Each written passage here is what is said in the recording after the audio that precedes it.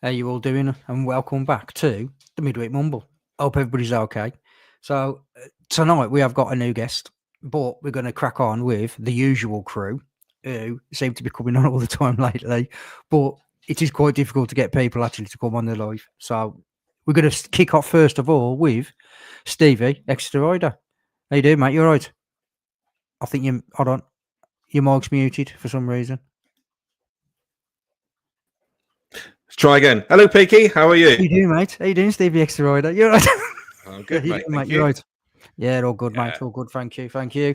We've also, I believe, are you streaming this as well? Yes, I am, mate. Yeah. Right. So there's going to be myself, Stevie, and also Graham, who's also going to be streaming it. How you doing, mate? You okay? I'm all right, yep. That Exeter Rider's an amateur, isn't he? Mike, I know. muted and everything. Schoolboy error.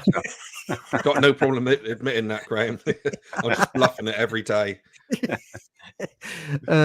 Yeah, so there's going to be us three actually going to be streaming it. So if ever you want to do this and you want it to stream onto your channel, so all you got to do is go into StreamYard, create a free account, and then when you log on to here, basically you can add this stream onto you, so it goes onto your channel as a live. So I don't get the viewers, for example.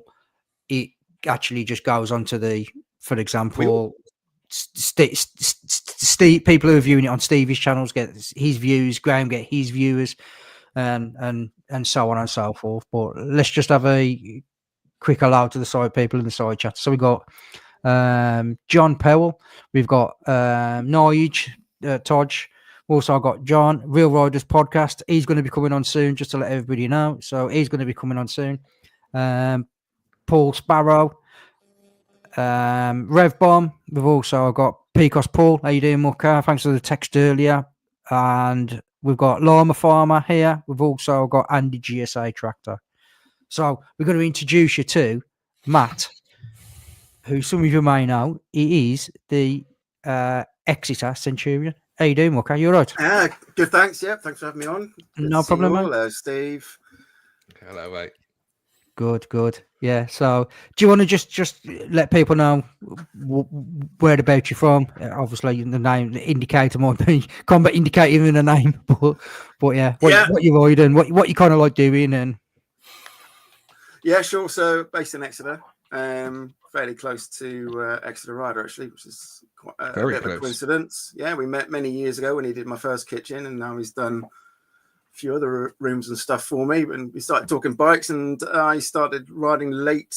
I've only been riding for 3 years, literally this April. So I started on a 310 GS 310, and I'm now trying to ride a Royal Enfield Himalayan 450, which has got a few issues. And so I've done the Institute of Advanced Motorists course, past that. But I actually really like doing the green laning and pottering around off-roading and stuff. So I've just recently did a really good TRF training event up at Binnagar Quarry, which was absolutely amazing. Really confidence building. So yeah, that's basically it, really. Exploring the countryside, going up to the ABR, which is good. Taking part in a project called Trail Vids, which is cataloguing all of the green lanes, boats and UCRs in the UK that we can find. So I take it we had a little, obviously just a small chat earlier before we come in here. So that's a little bit like the like TRF kind of green map, but it's got a little bit more depth in. It's like the green map. It's a bit like the glass map as well, which is for the 4x4s. I think that's the Green Laning Association, something. Well, the Green Laning Association. I think that's what AS is. So yeah, we're kind of basically got contacted by this chap because we've been discussing how hard it can be to go out and ride a green lane or go out onto the TET not knowing what the difficulties are like, especially if you're a beginner rider like me. I don't want to be taking my Hemi 450 out, getting stuck in the mud, screaming and cursing for 5 hours and only managing to ride one lane. You know, I want to be able to see something. So what we're doing is when we do a lane, we video it, we grade it, we add pictures of the front of the start and the finish, We use what-free words so that people can find it, and it's on an interactive map as well, which is a satellite view. So you can actually zoom down, see where it is, have a look at the entrance, because that's another thing. I was out practicing a ride I'm going to be doing for my channel, and I went past a bunch of blokes on a bike, and they kind of stopped us and went, "Do you know where this lane is? We've been looking for it for half an hour." They knew it was in the region, but they just couldn't find it. And so hopefully trail vids will help people to stop that. I think that's a good point, where you can actually see where you're supposed to be going, because when I've looked at the other people doing it, and obviously you look on YouTube how to plan an off-road map and all the rest of it, how to use an OS map, that's great, but you've got to know, you have got to do the due diligence and find out actually what you can and what you can't ride. And it's not as simple as, which again probably is more fault completely. I thought you could just go, all right, we could, for example, get a GPX file, put that on your sat nav, and off you trot. I didn't know that you've got to kind of look and see if the track's open, if it's a red route, or if it's not open, if it's a seasonal opening, or what. Yeah, it could be a right absolute nightmare. Yeah, so for me, I think you've got to really, really look into it. If you're going to do it, you've got to, it's not as easy as joining somewhere and then off you go. If you're out on your own, like I am quite a lot, because I can never get Steve out on the bike, then you don't necessarily know where you're going, and if you're not with someone who actually knows the lanes and stuff, then you can pass them quite easily. It just takes a blink of an eye on a bike, 30 miles per hour. You're thinking, where is it? And you can go past it because it's, it doesn't look like a lot of these don't look like lanes. They really are sketchy as sometimes. And sometimes you think, is it a farmer's lane? Which hasn't stopped me and Steve before. But we were following Kalimoto on that one, and Kalimoto told us it was a valid route. It wasn't an off-road route. Literally, the road went through the farm and kept going. So we just kept going and found out the guy gated it at the other end. So yeah, this was he? No, he wasn't. He was so fucking angry. But at the same time, so with trail vids, the guy's not doing it out of the goodness of his heart, but he's paying everyone who's going out riding. He's paying us all fuel if we want to do it. We're capturing the videos. We're then putting them up. I can do a quick share of my screen if you want to have a quick look at the map. Before you do, Matt, I've got a question. Go on, you're mentioning trail vids, but what is that? Is that going on a website, or is it going on a YouTube channel? Yeah, so it's a website where the videos that we then do are linked to from the map. So you click on the lane that you want to look at. If there's a photograph, there's a photograph, and in the description, which all kind of it's very much beta right now, but you can then view the map, view the lane. If it's got a picture, you click on that, gives you the information. I'll show you. Let me just show you, just to make sure I haven't got any porn. And we can still go on this map now, can we? Even though it's no, it's all been worked on, and you have to join because obviously he's paying for it. So it's not free, although technically the TRF map's not free, but it's not free as in anyone can just do it. Because like I say, he is paying for it to do us. Bear with me. I'm just trying to find it. Yeah. And when's it going to be live? Do you know? Not sure. No. So as you can see, you can zoom right out on this. Actually, this is the wrong one every time. But anyway, so for example, he's mapped out all the routes here. Then if we've ridden them, they'll have a logo telling you what it is. Bear with me. I'm just trying to find. Right. Bear with me. Let me just change the screen. I'll try again. Okay. So while you're playing around, Graham, have you done much of this green lane and stuff? You haven't got many up there, have you? We don't have any. We don't have green lanes. Nothing. Nothing. Right. Zero. We have the odd forestry commission sort of roads, but 99% of them are gated and locked. It's a shame, that really. But you have got epic roads. You've got epic roads with no hedgeways, which is just amazing. Yeah, absolutely amazing. So anyway, hopefully you can now see this map. So on the left hand side, look, I click on that, That gives us stop scorpion beats. So that's my what 3 words. It then tells you when it was ridden and what it was ridden on. Obviously, grade 1 is easy because it's a flat, and then it's got a link through to the video, and it's also got the person who captured it. And you can zoom out. Yeah, so this map is for the whole of Devon and Cornwall. Obviously, this is my sector. There's another chap who's obviously been riding quite a lot down here. Who is it? Let's have a look. So he's how riding. many people are making these maps then, Matt? How many people are doing It's this? one person doing the map, and then there's a good few of us now who've signed up. I think it's about 20 of us across the country, across the United Kingdom. Sorry, England and Wales, obviously. And how do you meet these people? We just met on through Facebook. TRF? Yeah, just on Facebook, talking about the tech or talking about TRF and saying it'd be really good from a beginner's point of view if we knew what we were getting ourselves into before we committed to a lane that saw us, like, for example, when you're going, what was it, the Devil's Steps or Devil's Staircase or whatever. Devil's Staircase in Wales, yeah. Yeah, can you imagine hitting that and you haven't got a clue? You just think, oh, that sounds like a cool name. And then all of a sudden you're halfway up, you've dropped your bike 5 times and you're just crying. So again, this one here was ridden. It's got the image which shows you exactly what the lane looks like, when it was ridden, what it was ridden on. So an 890R, dry, grade 1. So yeah, and also the thing about it is none of these riders are like Adam Riemann. We're not flipping enduro gods or anything else like that. We're all just normal blokes on a bike. So all the videos as well, when they're recorded, we're trying to do it without sound. He can knock the sound off because there's usually lots of swearing and huffing and puffing.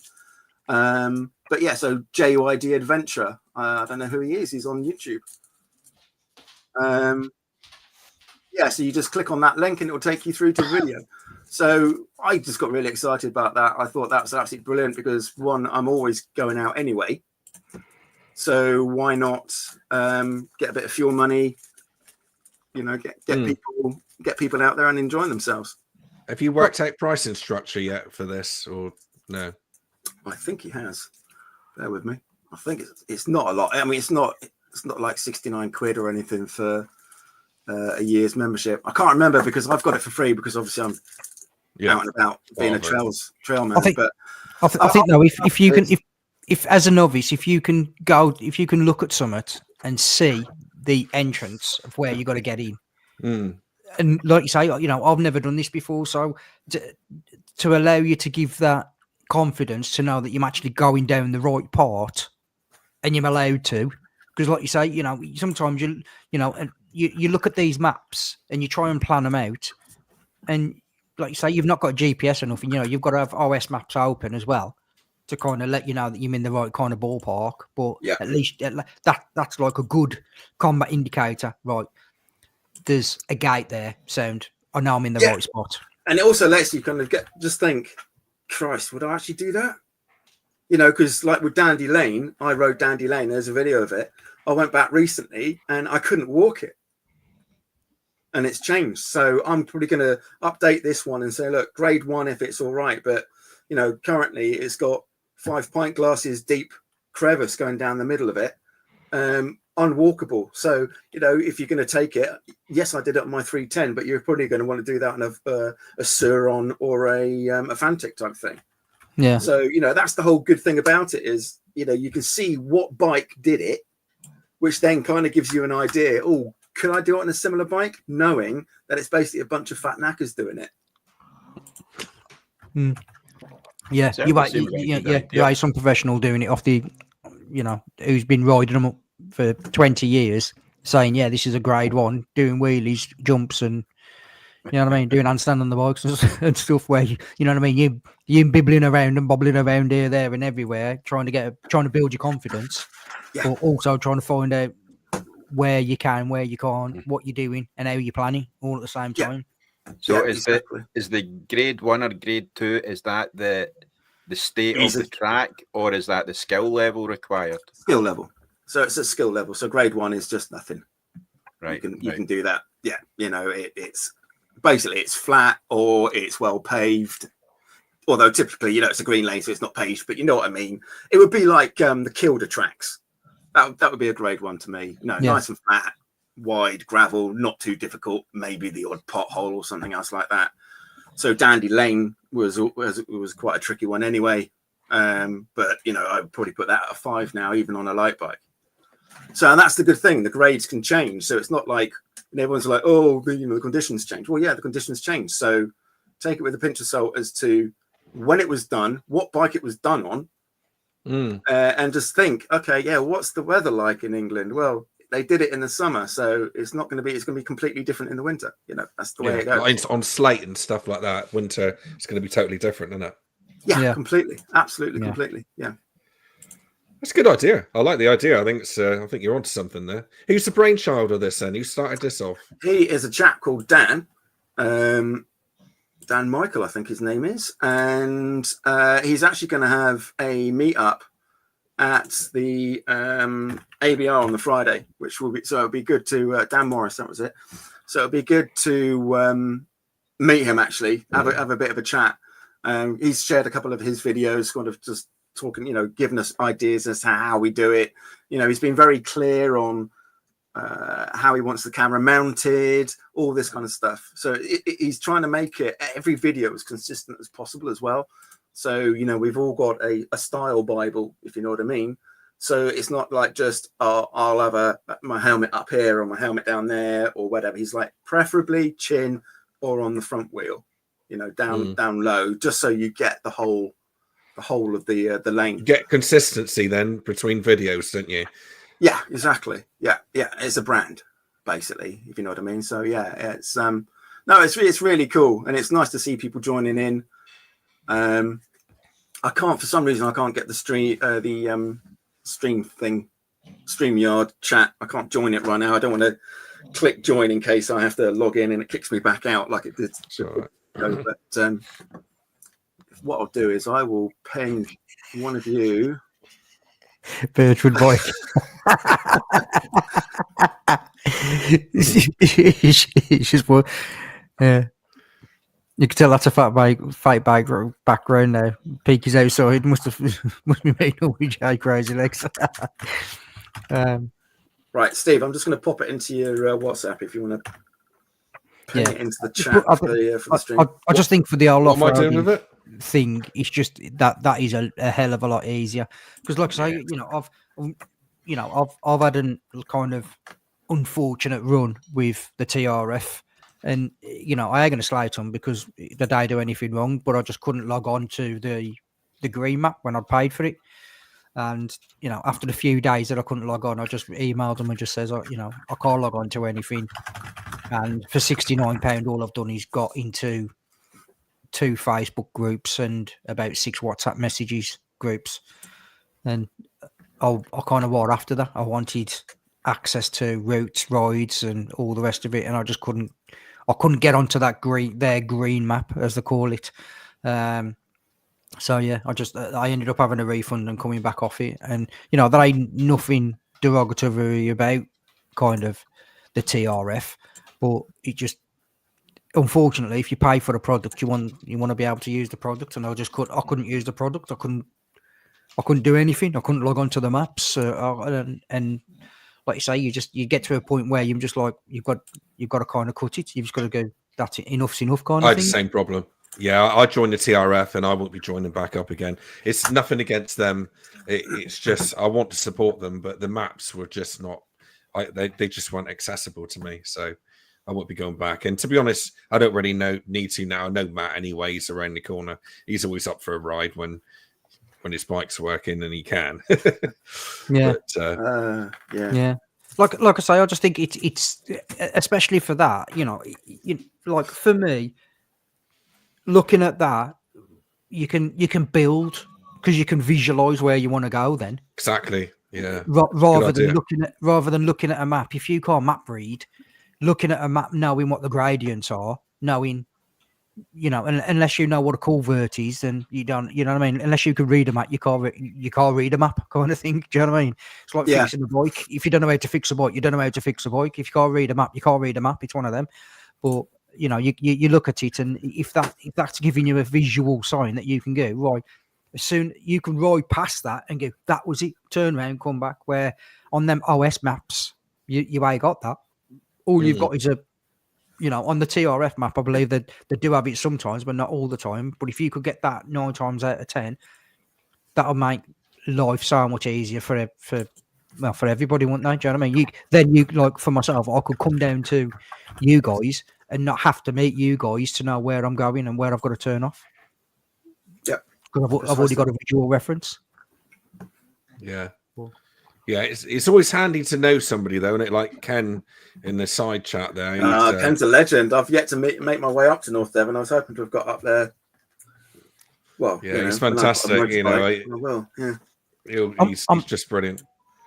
Yeah, I must admit, I'm gonna second that, because last year when we went up to Scotland, you know, Graham sorted out the routes for us for the Saturday and the Sunday, and it was nice to kind of not do the whole kind of stuff that everybody else does going up to Scotland. It was nice to go and do the rides and the routes that the locals do, rather than the touristy routes. Do you know what I mean? So when we went to what was it called? Ben Lawyers. Lewers, Lowers. Yeah. Mate, that on that Sunday riding, we went past this lock and basically just snagged up the side of this hill to this dam, and it was the view in front of you was phenomenal, but the view behind you was just as good, because all you could see was the road zigzagging back behind you with this massive lock behind it, and you know, you just sit there and you just like, wow.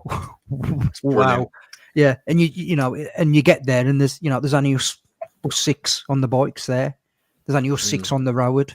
Do you know what I mean? And then, you know, like I say, it was just brilliant when we went to the was it the Isle of Bute we went to on the Saturday? Yep. Again, I'd never look and think, I'll tell you what, I'm going to catch a ferry and go to the Isle of Bute. But we went over there, and again, it was absolutely stunning. Yeah. Absolutely stunning. But what I find, like, when I go out with, I mean, I've only been out a couple of times with Ken and Matt as well, but it's hard to explain to somebody who isn't a biker, or even if they are, but they haven't done any green laning before, how good it is for your head to get away into the lanes where no one else can be, like, you know, because you see views you never ever see anywhere else. Yeah, really, and you also get really good. You have to concentrate as well a lot more. Obviously, you have to concentrate when you're on the road anyway. But when you're off roading and the bike's bucking away, and you don't have to worry about cars or dogs or kids or anything. It's just you and your actual skill, as opposed to, you know, all your other soft skills. You know, you're just playing around, and then when you bin it, you know, you get everyone running up going, you're right, yeah, and then they go, great, I got that in video, brilliant, and you know, you get that stuck up, don't you? You know, I've still got broken ribs, but it was a laugh when I did it back in November. But you know, it's just it's being able to chat with each other and taking a piss because they've stalled 3 times on one rock, and you know, all the other kind of stuff. It's just a really good way of getting out with mates, doing something that you enjoy. Without hurting any. Well, you hurt yourself, don't you? I mean, I'm covered in bruises. That is the problem, though, isn't it? I think as I'm getting older, you become a bit more aware that you don't bounce anymore. You're more of a fudder, aren't you? If you do come off. Well, if you watch that video, I did bounce, didn't I? You did, but yeah. That was the air jacket, though, wasn't it? No. I didn't have it on for that one. For saddlebags. This is a saddlebags ride out for those who don't. Oh yeah, I remember that. I remember watching that. I was trying to find that today to find out actually. I remember your name was Centurion, but I couldn't. I don't know it was Exeter Centurion. So I'm looking through YouTube trying to find it, thinking, how does he spell it? Does he spell it differently or something? Do you know what I mean? But I couldn't. I ended up having to text you. But that was like when I come off a couple of 6 weeks ago now, 5-6 weeks ago now. You know, and I landed. I landed hard, and like I say, you know, you kind of. Initially, I got up and I was like, "Yeah, I'm all right. You know, I got looking for my. Stood there. Like, where's my bike? Where's my bike? And this woman's like pointing in the front garden, like it's like. So I was like, "Oh, mate," you know. We all walked down to this front garden, pick the bike up, get it round because we couldn't get it back on because it's like quite a steep hill. Walked it round and then like I say, we just got the bike started, and then I was like, right, come on, we're gonna have to sack this and we'll go somewhere else. But it was, you know, in hindsight, it was quite treacherous. In hindsight, now looking back, but yeah, That's a shame you didn't record it. mate. It must be. It's the only time that I've set off and I thought I'll start the vlog when everyone's there. Usually, I start it as soon as I get on the bike, and I never did. Yeah. But Matt records everything, don't you, Matt? I used to, but I don't anymore. Not running 4K. I can't. Too much to sift through. Yeah, but you just go, all right, that's me leaving the house. Cut. But I do it because that way I get to do the intro as I'm riding off. Then I just slap my hand over the camera for 10 seconds, wait for the black to come off. So that then I know that I then do a cut there. So I've got the hello, this is me, this is what I'm doing. And I do the ride to meeting up people because for I've been involved in car accidents where I've not had a camera running, so I'd rather have a camera running all the time. Meet up with everyone, cut that out, and just go from there. Plus, I run a SD card with 10 hours worth of recording, so yeah, and it means that we get to record comedy moments like you and me going all over Cornwall trying to find what saddlebags. Oh, yeah. yeah. I'm going to agree with this comment from Birchwood Biker saying heavy bikes, mate. When I first went with Carl, his name is, when I did the off road on the BM. After 3 or 4 times of picking that up, mate, you get quite sick of it quite quickly. Yeah, and you're just right. I need to, you need to start learning fast, and that's when I got to the point where I was like, right, I need to buy a lighter bike just so I can pick it up myself and start again myself, because it got, but within like a couple of hours of being on the road or off road. You're picking that up 6 or 7 times. You can't pick it up on your own after the 3rd or 4th time. You just can't do it. You're absolutely shattered. And you're just like, I got to the point where I was just standing there, just waiting for him to come back. And then he just come back on his bike. He had this 690. He'd come back on his bike. All right, mate. I felt really, really bad for him, because I was like, he ain't having no day here at all. All he's doing, he's riding off, turning around, coming back, helping me put my bike on.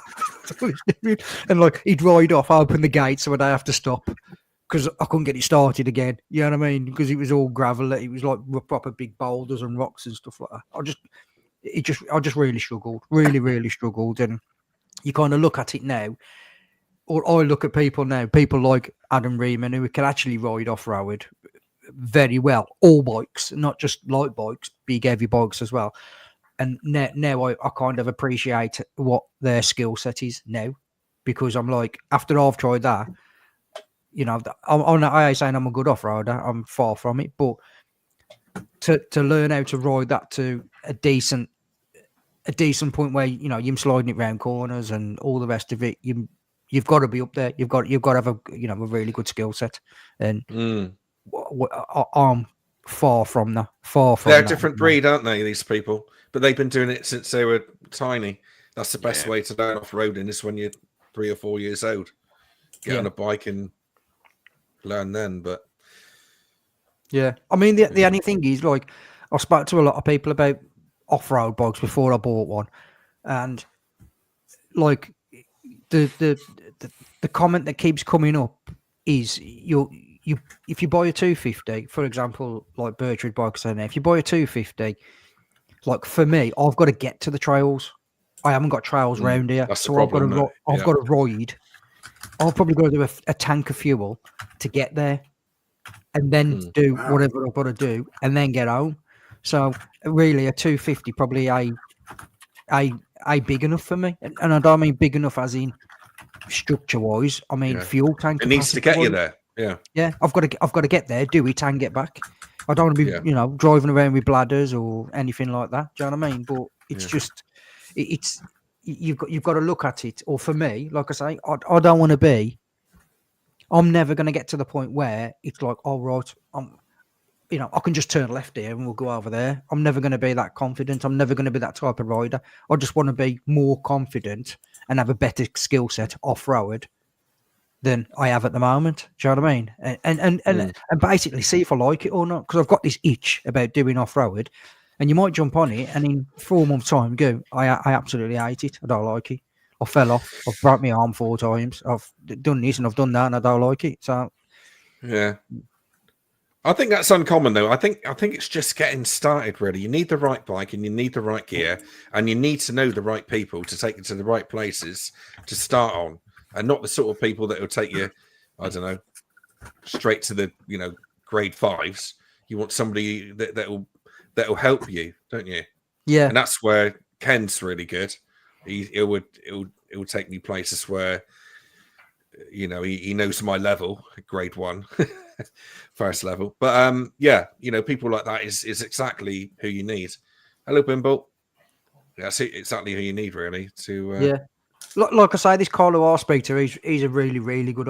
Again, he's a bit like Birchwood Biker. He's been racing most of his life. He's been racing enduro and off-roading most of his life. So he's a very, very, very good rider.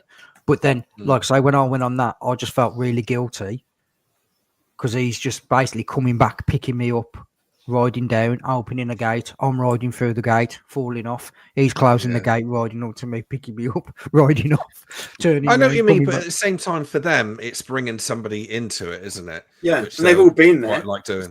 It's not like you're special. Everyone has an off. Everyone has to pick up their bike, no matter how good they are. It's just how many times they have an off. You were driving up the average. Yeah.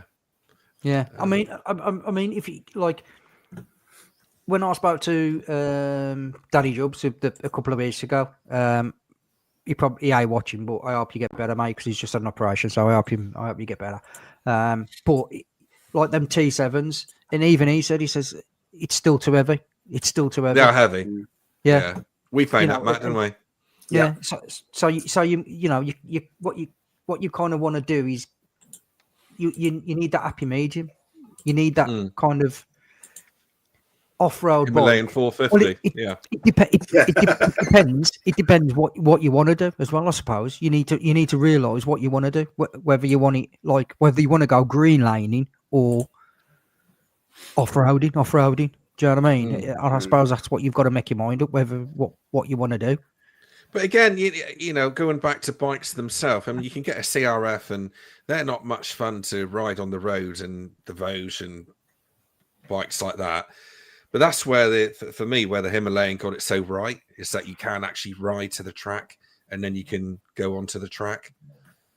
Morely on the 411, to be fair, even though it didn't have much of a ground clearance, but it was really good. Whereas the 450 that Matt's got, it's a bit more racy, Matt. Would you agree with that? It's a bit more. Yeah. When I did that hill climb where I kind of crested and then came off, one of the instructors rode it back down off that, and he said he didn't realize just how high the first gear went. Because he said normally, they were on much. I was on the heaviest bike there, and they were like, we'd have been kicking into second or third. It's quite way long, before you even needed to get out of first, because I was just going up that hill in first all the way. It's got great pull, but at the same time, it's not like when I sat on the CF450 NT and it was just twisting the throttle and it was revving, and I was like, oh, I wouldn't want to stand up on this. You straight out the dealer on the 450 Himalayan, it's such a smooth power delivery. I have had a couple of whiskeys on it, but you're going to, but there was no need to tweak anything. It's just delivers the power. But it's got legs if I need it. Absolutely brilliant on the back road from Exeter to Bickley to Crediton. Brilliant road. And at the same time, though, you can take it off road and you can switch the rear ABS off, and off you go. So it's a great bike when it works. Yeah. I mean, have you, I was saying that, have you heard about the bad news about the Himalayan gearbox? Have you guys had any issues? No, I have false neutrals all the time. Anyway, even on the G310 GS, I was always from first to second struggling to get from first to second. I don't know if it's a new biker thing or not, but it was always my videos quite often. When I was out doing my IAM training, I'd be screaming effing and blinding at the bike, and my observer would be like, gears again? I'm like, yeah, absolutely. At one point, I got stuck in fourth on the 310 at a whatchamacallit, at a junction. I couldn't change down. I had to turn off, then change it all down, turn the bike back on, and go off again. So yeah, but they are built like bullets. Right now, I've had the off with saddlebags. That scratched a little bit of the paint off the body armor, and then the handguards dropped, which you just tighten. Then at the TRF, I had a couple of offs, and at one point we were going over some rocks, and I hit my bash plate, came down onto one of the rocks, and it actually broke the rock. Didn't break the bike, broke the rock. We're talking a rock like that, and it took about an inch off the front of it. I haven't put that video up, but I looked at the bash plate after, and it's just a little bit dented. That was it. There's the odd video here and there that Matt will put out where he actually stays on the bike, and that's quite a nice surprise. That's what off-roading's about, isn't it? Honestly, it is, right. Yeah. You sound like me. The amount of time my bike's on the floor, it's unreal. And you know what I mean? 9 times out of 10, I don't catch it on camera. But my bike, that BM has a lie down quite often. Do you know what I mean? And they're not fast.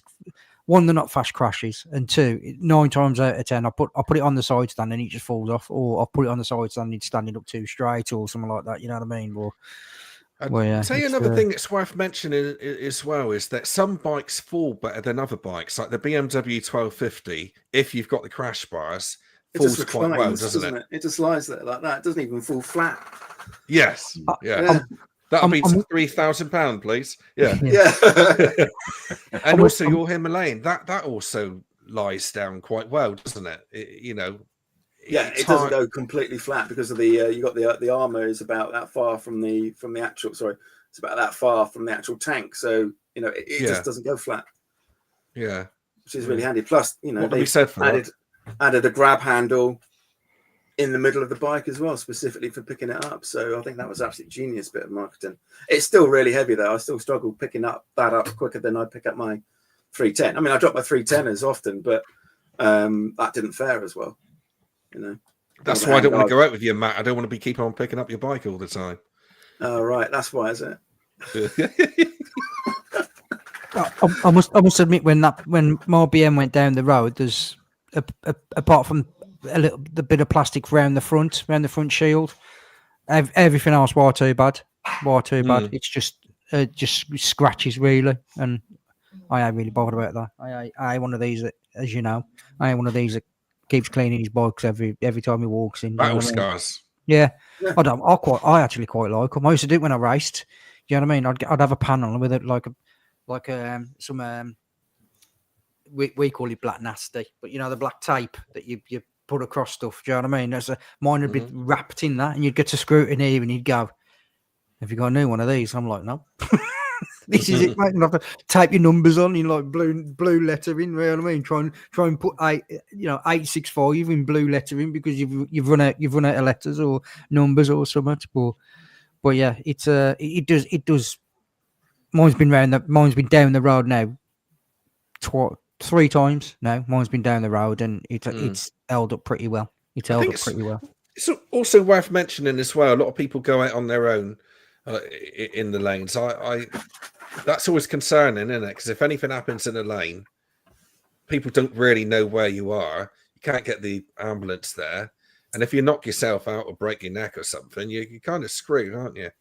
Yeah, you've got to be a bit mindful of that. It's always better sometimes to go though. If you've got mates that rarely go out on their bikes, green lane, yes, and you're just stuck on your own, aren't you, Steve? You are, yeah. But then again, those friends do need an off-road bike, don't they? They do, yeah. Despite the fact they're constantly getting loan bikes, the fact that they, got a garage full of bikes that just never seem to go off road is just absolutely nuts. It's like a bloody slanging match here, isn't it? Between yeah. We me and Danny have both had after the old Temu video that Richie Vida did that I got absolutely slated. But we bought some folding mirrors from Temu for £8, and they're actually all right. They're actually all right for £8. So, so yeah, it was. I wouldn't say it was worth the off to get them, but they've actually done the job. But yeah, it was too bad. It was too bad. But it's a bit off topic, this, but my 18-year-old, he bought a code checker. You know, one of those things you plug into cars, and it tells you the codes that are wrong and things like that. Yeah, he ain't got a clue about anything about mechanics or anything. Bless him. But he's going around. He's going in my van in the car, and then he doesn't know how to work it, but he just likes having it. Quite funny. Anyway, back to bikes. Yeah, B3193 along the river team from Chudley is good. Yeah. Oh yeah. Yeah, we got some good lanes down in Exeter, down in Devon, which are absolutely brilliant for just going. I think we got 600 miles worth just in Devon. Did you know that? Yeah. Of what? Sorry, green lanes or of green lanes? Yeah, 600 wouldn't miles. surprise me. Yeah, well, the TET is 1500. All right. The TET Southwest, sorry, the Great Western Run. That's 1500 kilometers. That is. So I'm not sure. I think 60% of that is on lanes. I think. I'm not sure if it might be or if it's the other way. But yeah. Good advice, Paul. That's good advice. Yeah, I must admit, I'm going to say this because it never worked. So on my BMW, I've got the SOS switch on my BM, and Danny will vouch for this. So it never rung anybody. It never did anything. Right. All it was doing was making like a beeping noise constantly. So it's supposed to ring if it's gone down in a certain particular way. It's supposed to ring the emergency services. But is that not just as I said, you have to pay for that though, don't you? Is it not a subscription thing? No, I paid for it when I had the bike. Right. So it was a lump sum. I think it was something like, I can't remember now. It was like 250 quid for a lifetime. All right, not much So, use then. All as long as you held the bike. So, but yeah, it never did anything. He was just bleeping and flashing at me. So needs a signal. That's pretty shit, then, ain't really? If it needs a signal, if you crash in the Andes in the green lane, yeah, do you know what I mean? You've screwed. Yeah, have to pay the bill. You're probably right. Yeah, but I just wanted to get done a little bit more off-roading before I went to the ABR, so I could do the trails a bit more. But I think what I'm gonna do is go on the Thursday and just literally set up Thursday and just have the Thursday and probably the Friday morning, and then just leave it, because once everybody else is in on that Friday, it's mental. It's horrendous, and they've upped the tickets, are they? I don't know. Even if I had an off-road, I wouldn't even take it off-road up there on the trails, because I don't know, maybe I would, but yeah, they have added more tickets to the event. I think it's gone from 15 to 20. I can't quite remember. So yeah, it's upped, but that's my plan as well. Get there on the Thursday. Get out. Do the beginner trail as a warm up, and then hit the 40, and then see how it goes. Yeah, it's a long ride up there, Matt, isn't it, on your bike? Yeah, especially when the tail light doesn't work. Yeah. Or has somebody got a van which should get it up? Someone's got a van, which is quite handy. Yeah. A van that they're not using no more. Yeah, true. Anyway, I'm off. Yeah. But to be honest, there's me and a few lads actually going up to see Graham the end of this month, the 25th of this month, and he's sorted out again. Kindly sorted out a couple of days. We'll say, you mate. So do you want to just quickly just run us through where we're going the Saturday and the Sunday, because some of the people on here might have. Under pressure now. Day one, we are going. We've got 2 ferries to take on day one. Well, 4 on the way back, I suppose, as well. We're going to Tignabruich. Then we're going to cross to the Kintyre Peninsula to do the Kintyre 66 route. Day 2, we're going out towards Inverary. Then we're going... There's a forestry trail. It's about 12 miles long over the hills. Nice. And we're going over that. Have you done these before, Graham? No. I haven't. All right. It's just ones I want to do, so it's perfect excuse for it. I do. Yeah, and there's Then we'll go. there's six lads coming on road bikes, so good luck them lads. It's Forestry Commission. It's just like a road. It's gravel. there's nothing tricky about it. And then once we get to the other side of the hills, it's Loch Awe. It's all tarmac again from there. Then I've got a few wee single track roads to add in there, past Fast Lane and that, where the nuclear subs are, and Gairlochhead and all that lot. Helensburgh. Yeah. So we're doing that the 25th. Where are we stopping? Because I always pronounce it wrong. Is it On up the moor? Is it called Up the Moor, yeah. Up the moor? Moor. That's where I was. Say it. Up the Moor. Up the moor. Up the mirror. If you're from England, that's up the moor. If you're from England, that's how it's spelled. but yeah, so we're stopping there, in a little boozer there, and I've knocked up a bit of a route that we're going up, up and through the Lake District. Stop up there, have a bit of breakfast, and then just basically head up to the bottom and just ride through the bottom, straight through the middle of the Galloway Forest. Can I just say, I've never been to Scotland. Why do you need ferries? What is it, going from island to island, or just across the? No, that's across one the country, mate. You have to go across. There's that great big river which runs from east to west. We're not joined.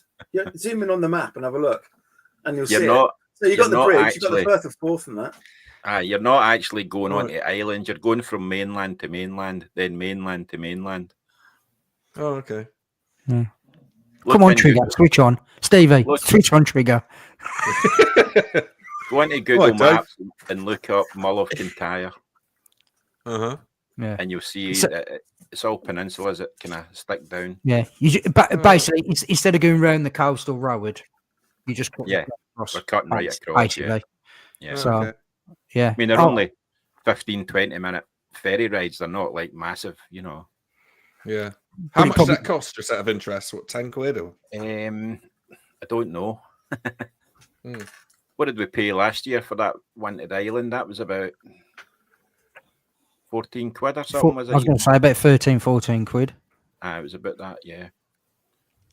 Yeah. So, like I say, if you can do that, though, at least then you can...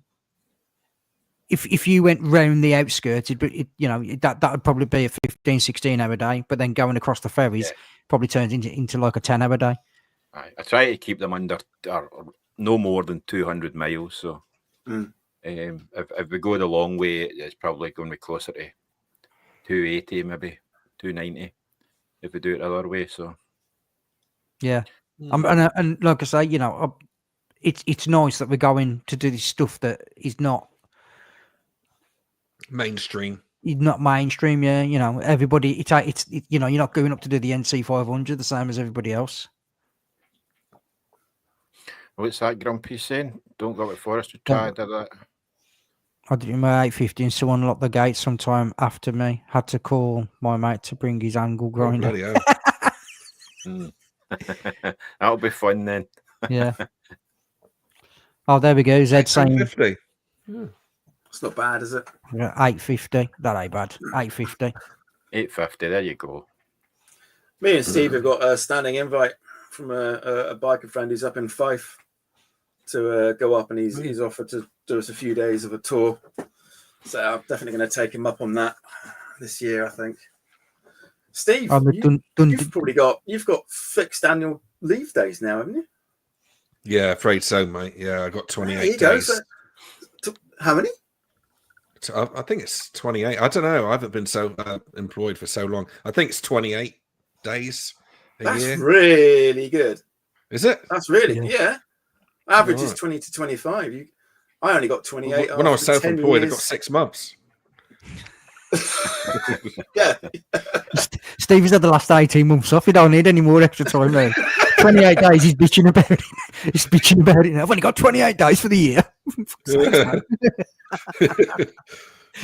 Well, It is a bit of a shocker, I must admit, not having flexible time, but needs must. I think I should just say, actually, I want to thank everybody for their support recently with for my situation. I'm fine. You know, it's not the end of the world. No one's died, but I thank you for everybody that's chipped in and for your kind words. It does mean a lot to me, that. So thank you. Onwards and upwards.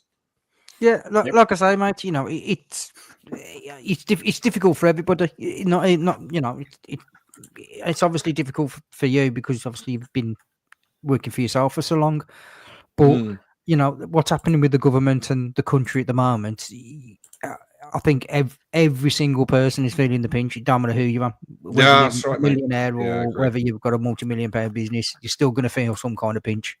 So Yeah. you've got to, you know, you've at the end of the day, you've got to do what's best for you and what's best for your family. And Grit your teeth and get through it. Yeah. You know, it is what it is. It is what it is. You know, the worst can't make you pregnant, mate. That's the saying they say in the army. You can't make you pregnant. So yeah, that's it. Well, thank you. Thanks for not even trying. I was going to say it's going to try. That's why I was trying to get. That's why I was trying to get you drunk at the ABR.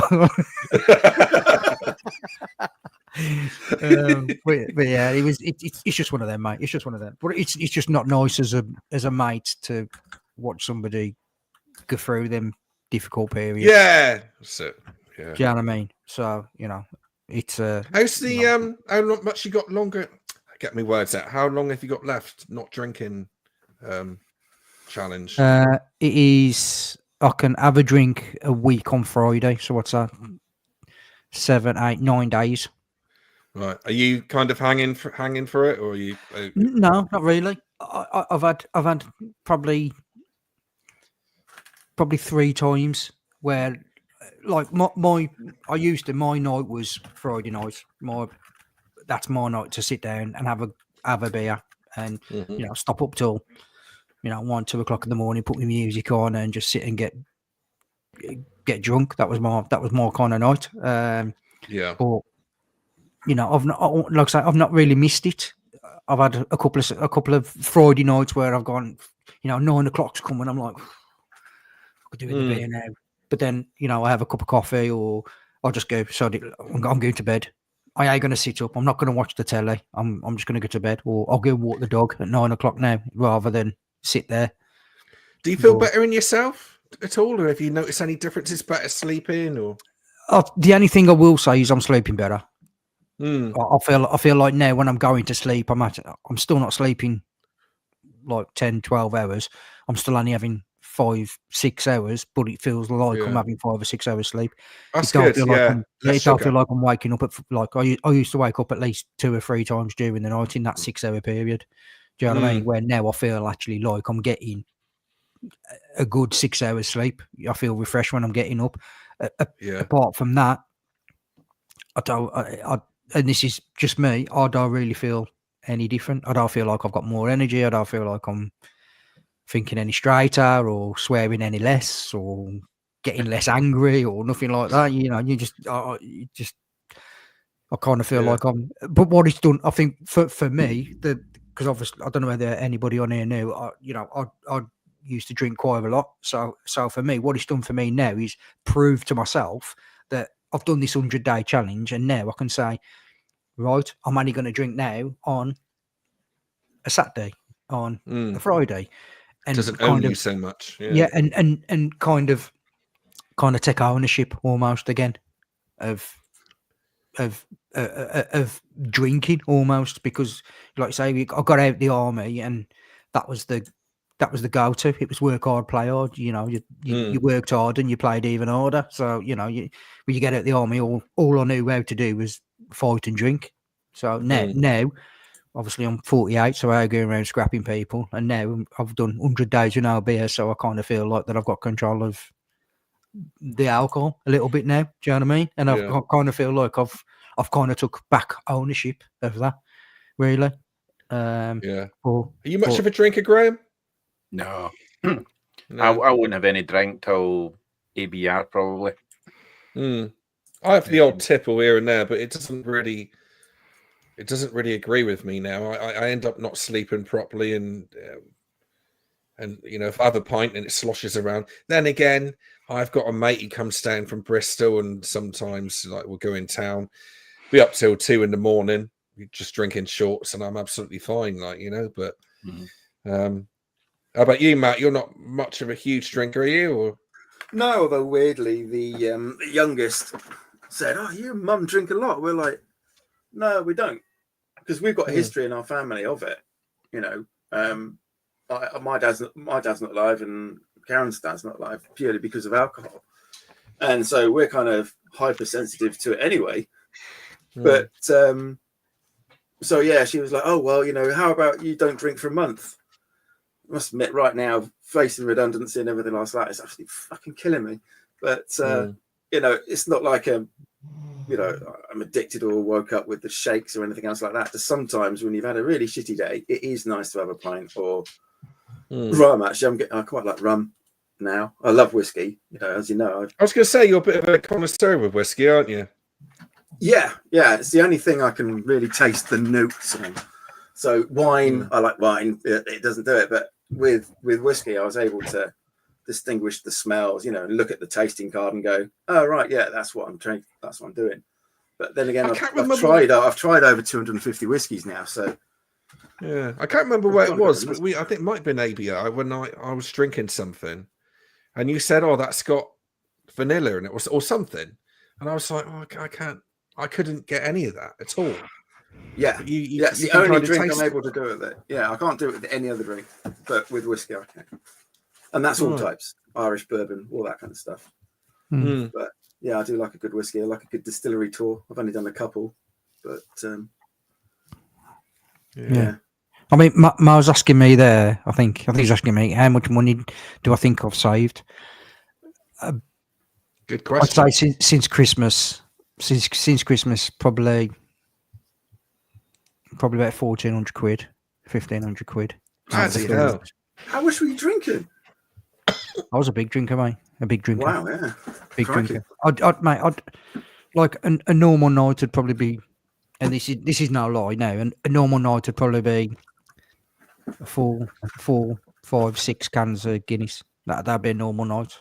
Normal. And then right now, that would kill me. Yeah. And then when I go out places, and cause I don't get hangovers, so when I go out places, I could have 15 points, 16 points, 17 points, and still be up at 6 o'clock of the morning, fresh as a daisy. Not angry. Hangovers absolutely kill me. Like, kill me now. I didn't used to get hangovers, but I hit about 27, 28, and that was it.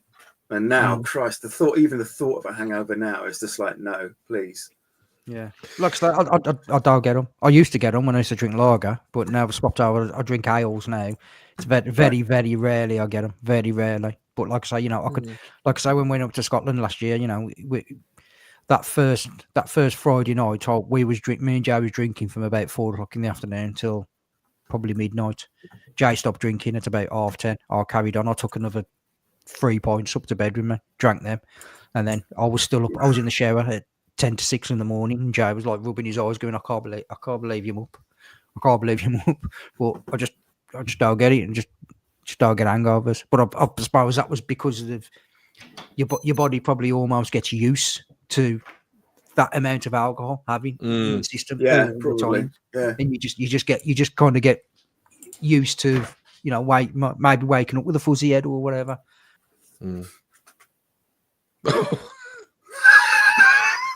That's right. That's better. What did you do, Steve? Did you just kick him? Did you? I don't know what happened. Don't know what happened there. But anyway, can't be good for you though. There he is. Hello. I don't know what happened. What a bloody shame. Amateurs. I pressed the wrong button. It's just like a leprechaun popping in and out, isn't he? Yeah. But yeah. It's just one of them. I just used to drink a lot, all the time. But yeah. Oh man. So right then, guys, we've literally been on an hour. An hour, yep. So yeah. I'm getting up early. I'm going to Glencoe in the morning on the bike. Nice. Oh, nice. Envious. Bloody love Glencoe. take a drone up with me and get some footage as Oh. well. Yeah, Can I- that's I'm- another thing I want to do with Steve. Is I want to go out on. There's a set of lanes and just practice riding with a drone and all that kind of stuff. That would be Oh yeah. that'd be good fun. You chasing me with the drone and me trying to. What drone you got, look like, Matt? no, it's Steve's It's drone. mine. He's got the DJI. Oh, it's your drone. It's really nice. Oh, is it the new one you've got just got? What Yeah. did you buy? You bought the Flip. flip. That's it. Yeah. Friggin' hell, I love it, man. It's a new hobby within a hobby. Absolutely love it. I've flown it. Yeah. Well, I want to say I'm flying it every day, but I haven't flown it for about a week. But before that, I was flying it every couple of days. You know, I'll say to Mrs. I'll get home. I'll say I'm going out for a quick fly, and it's fantastic. Great hobby. There's a house. There's a ruined house near us that I want to get the drone over. That's my house. No, it's Belvedere. You know where Belvedere Park is, off Dorryard Road, down in the. Oh valley. yeah. Down in the valley. There's a house down there which you can't get to, apart from through like what looks like a bit of a dodgy gate in a farm, and it's missing part of the roof. And I really want to urbex it, but at the same time, I think getting the drone down to actually have a look at it would be pretty cool. I went down J.L. Thomas, the old meat factory, the other day and flew into the factory. Yeah. Anyway.